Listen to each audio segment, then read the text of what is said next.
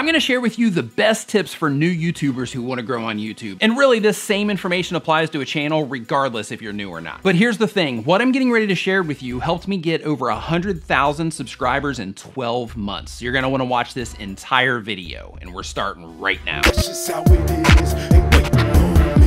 What is going on? My name is Nick. Welcome to another video. If this is your first time here and you want to learn how to grow your channel, make videos, and all types of other YouTube related stuff, start now by subscribing and clicking the bell so you don't miss anything. Okay, before we get into this, I'm going to tell you that this video is only for people that are serious about growing here on YouTube. If you're not interested in growing your channel, then you might want to watch this video right up here instead. Number one, learning how to rank your videos in search is typically how you get a channel off of the ground. However, it's also extremely important when you're titling your videos and when you're making your thumbnails that you also keep suggested videos and you also keep the browse features of YouTube in mind. What I mean by that is not only making titles simply for the sake of ranking in search, but for ranking in search and that makes people actually want to click on the title or the thumbnail itself. As an example, how to tie a tie might win in search. However, if you make a video titled The Best Way to Tie a Tie or 10 Ways to Tie a Tie in Under 2 Minutes, then those are also extremely clickable inside of the suggested features on the home pages and so on, in addition to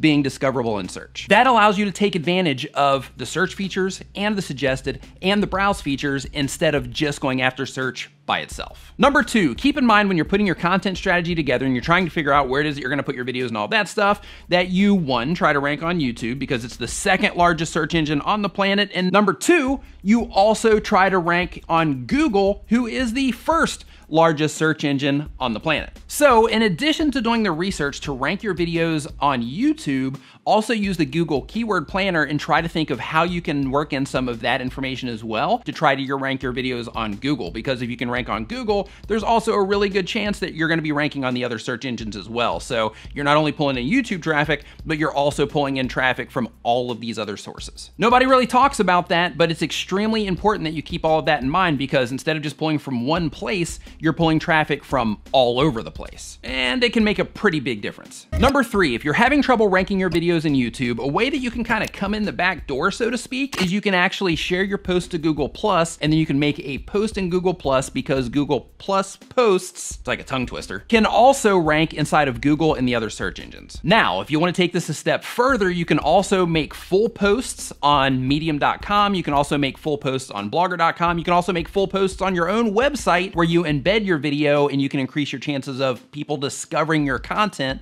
by doing that as well. And again, the whole idea here is increasing your chances of discovery so you can get the traction, you can get that initial momentum that's gonna help your channel grow. Number four, spend as much time as you have to on your thumbnails. Thumbnails are extremely important. You know this already. Try to avoid the thinking of, I'll just whip this one together real quick. It's not a big deal. Instead, look at it. Say, if this came up in search, would I click on this? Is this something that would interest me? I mean, look, thumbnails are arguably the most important thing on YouTube because if your thumbnails are not getting clicked, nobody's watching, nobody's viewing your stuff, nobody's subscribing to your channel, therefore you're not growing. You can have the best content in the world, but if nobody's clicking on your video, nobody's gonna know. The easy way to make an effective thumbnail is to keep everything simple, use big bold fonts, use color, and use colors that are complementary or contrasting to each other. Use imagery that stands out, and most importantly, test. TubeBuddy has a feature for this, an A/B testing feature. If you don't know what TubeBuddy is, I've got a link to it down in the description. If you already have TubeBuddy, make sure that you're on the plan that allows you to A/B test your thumbnails because you can guess or you can know specifically how people are responding to your content. Number five, involve yourself in communities. This can pay off big. Networking and collaborating with other YouTubers can be a fantastic way to get yourself out there. In addition to that, joining communities around the topics that you talk about can get you known as somebody in that space. People really underestimate the value of community, but in reality,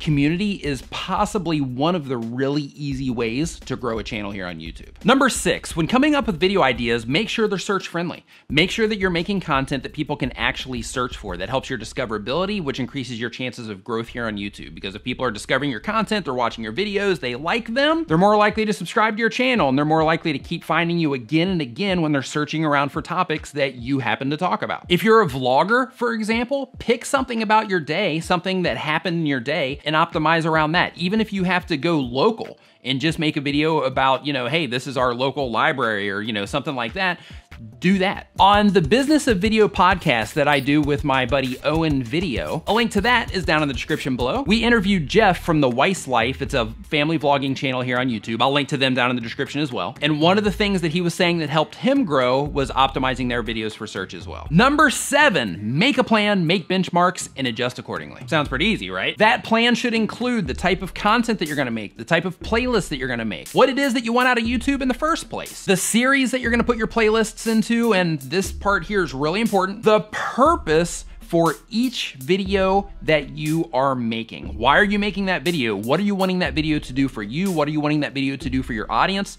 What is it that you're making and why are you making it? Map it out. Trust me, the time that you're gonna put in now doing some of this stuff, it's worth it. Number 8, experiment and be willing to make adjustments. Maybe your on-camera personality needs a little bit of work and you should be using like imagery or stock photos or animations or, you know, doing tutorials or something like that. Or maybe your videos that are animations, that are stock footage, that are tutorials, maybe you need to put yourself in there, introduce the content, you know, kind of break it up a little bit. Here's a little bit of the tutorial. Hey, here's me talking about it. Here's more of the tutorial. And here's more of me talking about it. You get the idea, and don't be afraid to experiment. Every aspect of your videos, every aspect of what it is that you're doing, don't be afraid to experiment. Experimentation is really the only way to find out what really works and what doesn't. Number 9. Number 9. Number 9. Number 9. Number 9. Number 9. If you can handle the workload, grow multiple social media outlets simultaneously. I wish that I would have done that when I started, and I didn't, and I regret it. If I had, I could be sending a lot more traffic to my channel than what I normally send. So